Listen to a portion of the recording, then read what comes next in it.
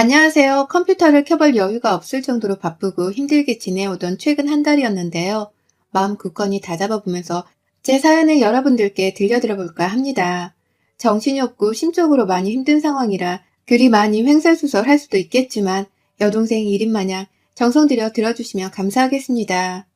저는 얼마 전에 과부가 되었어요. 한자 말 그대로 남편이 죽고서 배우자가 없이 혼자 사는 여자가 된 것이죠. 아주 어릴 적에 남편을 여윈 청산과부는 아니고요. 다행히 제 나이는 올해 44이랍니다. 남편하고는 27에 결혼을 해서 17년 함께 살았어요. 함께 살다 보니 결혼하기 전처럼 매일이 설레고 좋은 점만 있는 건 분명 아니었답니다. 남편이랑은 치고받고 싸우지만 않았을 뿐 늘상 전쟁을 치르는 듯이 살았었고요. 저는 워낙 빠릿빠릿 성격이 급한 편인데 남편은 세우라 내워라 서두르지 않고 사는 성격이었는지라 정반대의 서로가 늘상 부딪히는 편이었어요. 주로 화를 내거나 신경질을 부리는 것은 저였고 성격대로 사는 것뿐이었던 남편을 보면서 으르렁거리며 그러지 말라 사는 것 또한 바로 저였습니다. 같이 부부로 살면서 저희가 딸 자식만 둘을 뒀는데 얘들을 처음 낳았을 때도 걱정을 하기는 했으나 점점 더 애들 머리가 크고 나서부턴 돈 들어갈 게 정말 한둘이 아니더라고요. 애들 친구들이랑 놀게 해주느라고 엄마들 사이에 껴서 사람도 사귀어야 했고 여기저기 남들이 키우는 것만큼 키워보겠다고 애한테 좋다는 곳들은 여행이든 현장학습이든 찾아가곤 했습니다. 그러려면 하나같이 다 돈이 필요했고요. 그 돈은 늘상 남편에게서 찾았었네요. 저 또한 막내가 7살이 될 때까지는 남편이랑 함께 맞벌이로 살면서 돈을 벌어왔는지라 회사 다니는 것이 얼마나 힘들고 또 스트레스가 쌓이는지를 잘 알고 있었거든요. 하지만 막상 일을 그만두고서 주부가 된 후로는 뭐가 그리 답답했었는지 남편에게 돈을 더 벌어오라고 제때 승진을 해서 아이들을 좀 보란듯이 당당히 키워보자며 늘 보챘답니다. 그런 저의 말에는 씁쓸하게 웃어 보이며 그게 어디 말처럼 쉽냐고 웃던 제 남편이었죠. 남편의 그 표정을 보면 답답하다고 또 짜증을 내거나 구박을 하며 같은 레파토리를 자주 왔다 갔다 하며 대화를 나눴어요. 그런데 말이죠. 참 좋은 게 없어 보이는 사이이긴 해도 저희는 부부였습니다. 같이 피를 나눈 자식을 둘이나 가지고 있는 부부였습니다. 서로 싸우고 지지고 볶아도 결국 내 남편은 저의 가장 가까이에 있는 사람이었어요. 미워도 늘 따뜻한 밥을 차려주고 출근하러 나가는 뒷모습이 너무 힘들어 보여 안아주기도 하던 저였습니다. 남편한테 부담이 될까 싶어서 저한테는 돈 한 푼을 쓰지도 않은 채 아껴 쓰기도 했고 이 글 한 편에 다 담을 수는 없지만 저희 부부는 서로를 많이 의지하면서 살았어요. 남편도 그렇고 저도 그렇고 서로가 없는 세상은 상상을 해보지 못하고 살았습니다. 죽기 살기로 싸운 후에도 잠들기 전에는 같은 침대 위에서 늘 미안하다 고맙다 하면서 꼭 안아주던 우리였는데 남편이 갑자기 죽어버렸어요. 원인은 교통사고였고요. 마지막 인사도 건네지 못했습니다. 그건 저희 딸들도 마찬가지였고요. 한순간에 멀쩡한 가정이 산산조각이 나버렸고 저는 할 수 있는 것이 아무것도 없었어요. 내 남편이 죽었다는 사실이 믿기지 않아서 거의 며칠을 멍만 때리고 있었던 것 같습니다. 그 바람에 친정 식구들이 저를 도와 제 딸들을 대신 돌봐주고 식사도 챙겨주며 정말 난리도 아니었죠.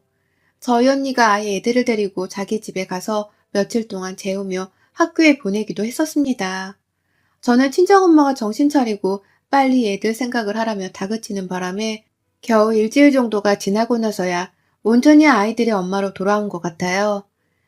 남편 사고 보상금에 보험금, 그리고 사망 후 퇴직금까지 들어온 돈은 꽤 되었지만 아이들 시집까지 보내는 데에 쓸 돈을 생각하면 턱없이 부족했습니다. 그래서 열심히 일자리를 알아보면서 저 스스로 빨리 돈을 벌어보려고 엄청 노력을 했는데 요즘 코로나 때문에 청년들 실업률도 높다고 하더니 저 같은 아줌마는 어디 이력서 한 장도 제대로 넣기가 힘들더라고요. 경력 단절이 너무 오래되어 제대로 된 사무직에서 일을 할 수도 없었습니다. 그러니 진작에 사무자리는 포기를 한 채 또 열심히 저 같은 사람을 받아주는 식당 알바라도 해보겠다며 여기저기 다녔어요. 그러다 겨우 운이 좋게 파트타임 일자리 하나를 구해서는 저녁에만 몇 시간 일을 하며 푼돈이라도 벌기 시작했고요. 아직 월급도 받지 않았을 만큼 시작한 지 얼마 되지 않은 초짜배기입니다. 그런데 이렇게 바쁘게 변한 상황을 인지하면서 살아가고 있는 저의 정신이 요즘 들어 확 깨곤 하네요. 뭐에 쫓기듯이 일을 하러 가고 집에 와서는 아이들을 돌보고 주변 사람들의 안부 전화를 받으면서 보통처럼 잘 살아보겠다고 애를 쓰고 있었는데 이런 저한테 시누이가 망치로 머리를 때리듯 번쩍 정신이 살아나게 해주더라고요. 뻔뻔한 막말을 쏟아내면서 말이죠. 저희 시누이로 말할 것 같으면 저희 남편을 아주 쏙 빼닮은 남편의 누나입니다. 단 성격은 아주 정반대였죠. 약간 저랑 비슷하고 성격이 급한 편이고 성질도 자주 부리는 편인데 그 화를 저한테도 참 쉽사리 내더라고요. 저는 윗사람이라고 형님을 좀 배려하고 존중하려 하는 편이었다면 형님은 전혀 그런 기미가 없으셨어요. 오히려 아랫사람이라고 절 참 함부로 대하는 분이셨답니다.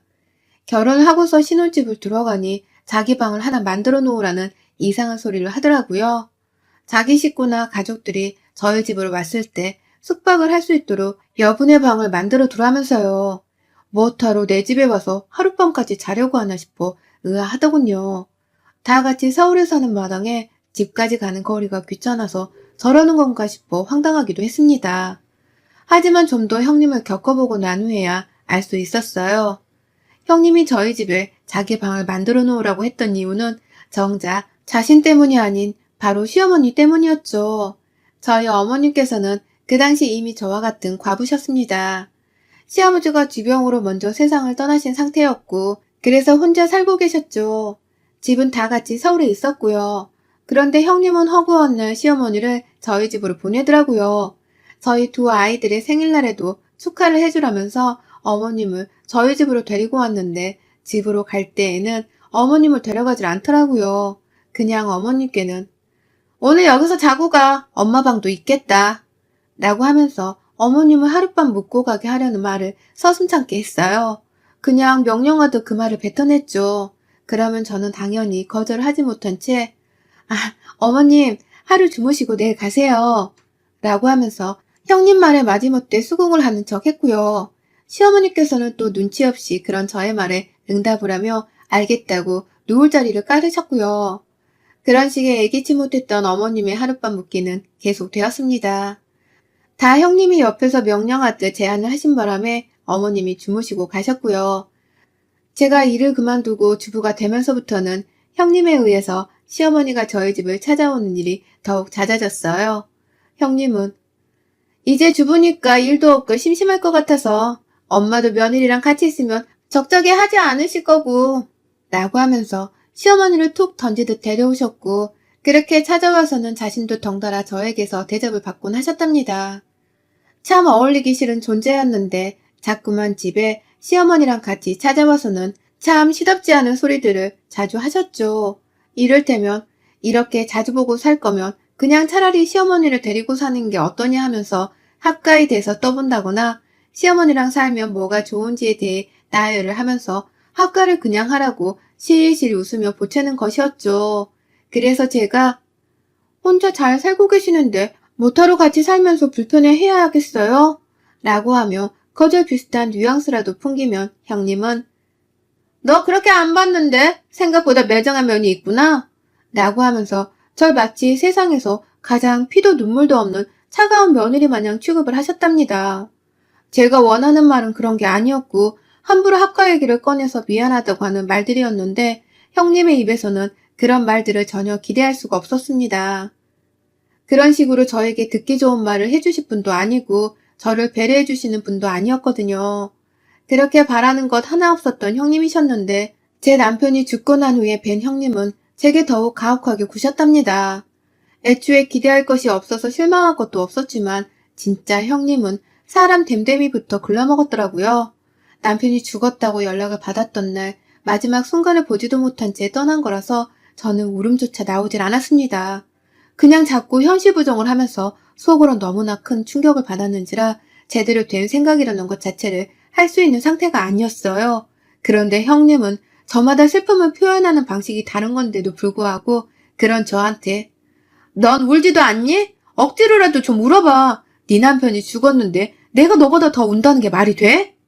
라고 하면서 장례식장에서 저에게 혼을 내셨어요.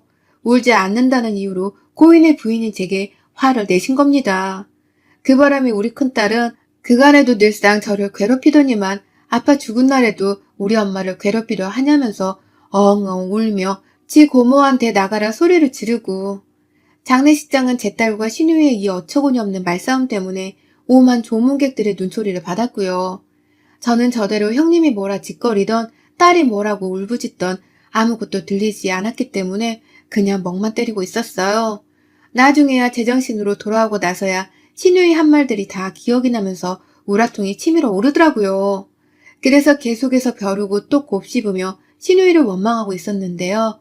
어째 한 번을 저희 집에 찾아와서는 제 아이들을 챙겨주려 하거나 제 상태가 어떤지에 대해서 걱정하지도 않더니만 제가 정신 차리고서 일자리를 구하겠다며 여기저기 발품 팔고 다니고 있던 그 힘든 시기에 신우이한테서 처음으로 연락이 왔어요. 남편이 죽고 난 후에는 처음으로 온 연락이었죠. 웬일로 연락을 했나 싶었습니다. 저 힘들 때 도움 한 번 안 주려고 하던 매정한 여자였는데 남편까지 죽은 마당에 나랑 뭐 볼 일이 있어서 연락을 한 건가 싶었어요. 설마 내 남편 죽고 나서 받은 사망보험금 뭐 그런 걸 달라고 하는 막장극을 펼치려고 하는 건 아닐까 싶어서 마음 단단히 먹고 전화를 받았는데 형님이 여보세요? 라고 하는 제 목소리 그 한마디를 듣자마자 그러더라고요. 목소리 들어보니 엄청 살만한가 보네. 우리 지금 니네 집 가니까 기다리고 있어. 라고 말입니다. 그러더니만 진짜로 집에 왔어요. 시어머니를 데리고서 말입니다. 못 올 곳은 아니지만 너무 당당히 들어와서는 과부된 제 손에 밥을 얻어먹겠다고 밥을 차려달라 하는 신우이와 시어머니는 너무 역겨웠어요. 그것도 모자라 신우이는 또다시 시어머니를 저희 집에 두고 가려 하면서 그러시더라고요. 엄마, 오랜만에 여기서 자고 가. 엄마 집이나 다름없는데 뭐. 라고 말이죠. 그러니 시어머니는 그래, 니만 슬프냐? 나도 내 아들이 있고서 지금 사는 게 아니다. 우리라도 같이 지내면서 이 슬픔을 이겨내야지.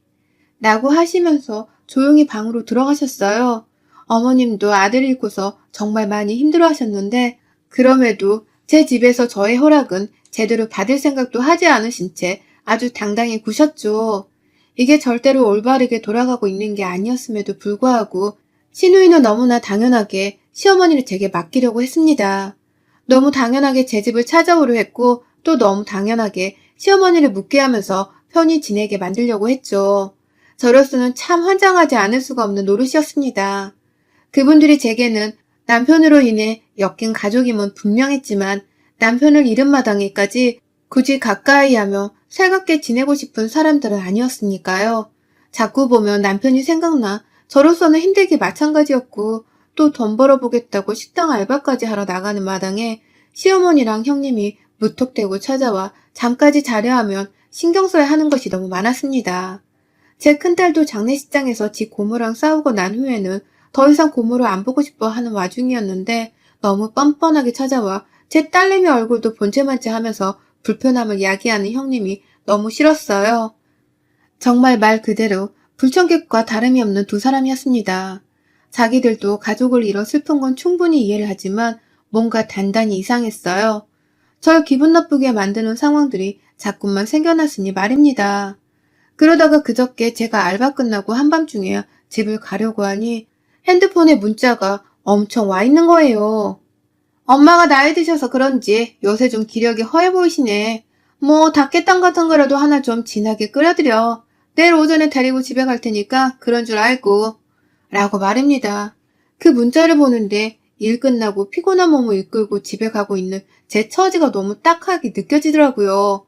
이 젊은 나이에 남편 잃은 과부가 된 것도 모자라서 이제는 하다하다 남편이 죽고 나서도 시어머니 대접을 해드리면서 시누이한테서 이런 소리나 듣고 있어야 하나 싶어 말입니다.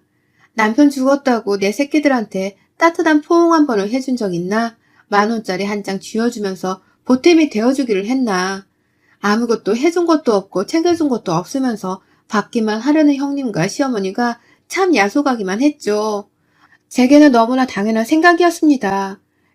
저는 힘이 쫙 풀리면서 결국 신우이의 문자에는 대답을 하지 않았어요.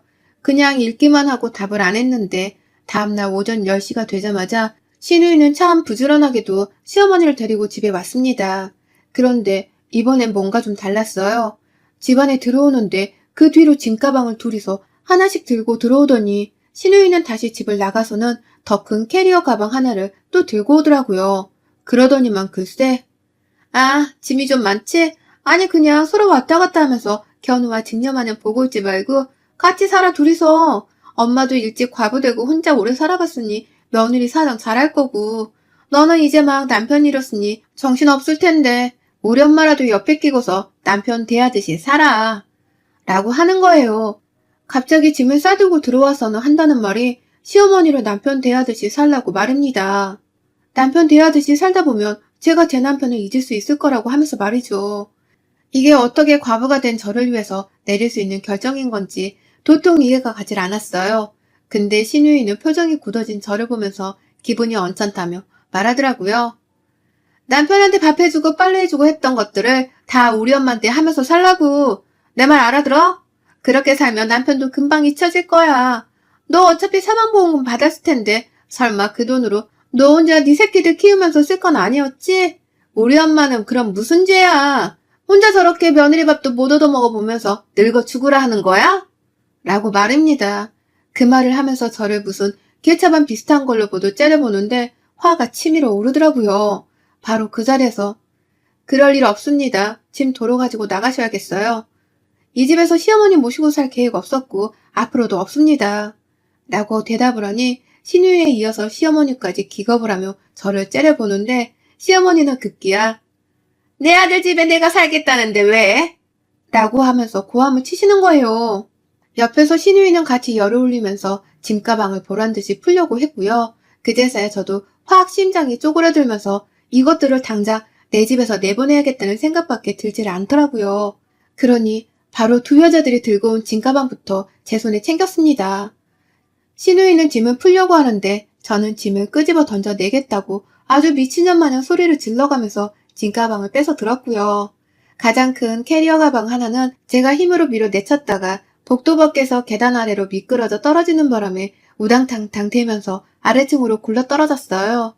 연로하신 시어머니는 그 가방 속 소지품들이 다 아깝다면서 그걸 또 집어들겠다고 계단을 따라 내려가셨고요. 옆에서 신우이는 집에서 죽지고 있어야지 왜 나가? 라고 하면서 시어머니를 붙잡겠다고 따라 나가더라고요. 그리고 전 나가는 신우이의 뒤통수에다가 마지막 남아있던 짐가방 하나를 마저 집어들고선 던져버렸습니다. 들고 온 가방에 뒤통수를 맞은 신우이는 비명을 지르며 저를 뒤돌아봤는데 저는 뭘 보냐며 그냥 그 자리에서 신우이의 얼굴을 손바닥으로 밀어버리며 집 밖으로 내보냈죠. 남편 죽고 나서 어머님 형님이라 부르며 가끔 인사드리는 것만으로도 나는 최선을 다하며 사는 거니까 더 건드리지 마세요. 가뜩이나 사는 게 힘들어 뒤질 것 같은데 나 또 건드렸다가는 그때 진짜 과부된 년한테 손찌검 제대로 당할 줄 알아. 다들. 라면서 내 집 앞에서 쫓아내겠다고 발악을 하니 시어머니는 밑에 층에서 짐 좀 올려줘. 라며 난리를 피우고 있고 신우이는 신우이대로 저한테 등 떠밀려 쫓겨난다고 죽는 소리를 해대며 정신을 못 차리고 있고 총체적인 난국과도 다름이 없었습니다. 남편을 잃은 후로 웬만한 사건 사고들은 다 일도 아니라 느껴질 줄 알았는데 시어머니랑 신우이 하는 짓거리를 보니 혼이 다 쏙 빠졌어요. 그러니 그냥 문 닫고 귀를 막아버렸고요. 밖에서 한참 캐리어 끌고 계단을 올라오느라 낑낑거리는 소리를 해대다가 이웃집에서 조용히 하라고 항의하며 나오신 바람에 두 사람은 망신이라며 입을 꾹 다물곤 금세 사라졌어요. 시어머니는 그래도 나이가 있어서 그런지 난리쳐서 미안하다고 문자를 보내오셨으나 저는 신우이의 사과를 기다릴 거고 합관은 여전히 없는 일이라며 못을 박았습니다. 그러니 시어머니도 신우이의 사과를 받게 해주려고 하시는 건지 지금까지 깜깜 무소식이네요. 이게 바로 그저께 있었던 일이었고요. 전 그날 후 이제는 시어머니나 형님이 없다고 생각을 하면서 살기로 했습니다. 내 남편 살아있을 적부터 윗사람같이 굴지 않던 사람들인데 그나마 남편 잃고서도 가족 대접을 해주며 가끔 인사를 하고 살려 했더니만 이렇게 막무가내로 신우이가 자기 엄마를 저한테 모시라고 할 줄은 정말 상상도 못했네요. 내 남편 사망보험을 가지고서 시어머니를 모시게 되면 이래나 저래나 자신이 짊어져야 할 짐이 줄어드는 것이었으니 좋았겠죠. 그러니 저한테 그런 부탁을 뻔뻔하게 했었을 테고요. 하지만 어쩌나요? 전 절대로 시어머니를 바보처럼 꿈쩍 않고 모실 생각이 없는걸요. 나 하나 애들 키우면 사는 것도 힘들어 죽을라는데 어딜 감히 시어머니가 내 집구석에 들어와서는 누울 자리를 뻗으려 하는 건지. 가만히 손 놓고 내 손에 호강받으면서 사는 꼴을 절대로 두고만 보진 않을 겁니다. 그 덕에 시모 모실 걱정 한번 하지를 않고서는 자기만 편하게 살려 한 신우의 꼴도 절대로 그냥 두고 보진 않을 거고요. 전 절대로 어머님이랑 합가 안 합니다. 신우의 뻔뻔함 때문이라도 더더욱 두 사람을 호락호락 내 집에 들이지 않을 거라고요. 여러분의 생각은 댓글로 남겨주세요. 오늘도 시청해주셔서 정말 감사합니다.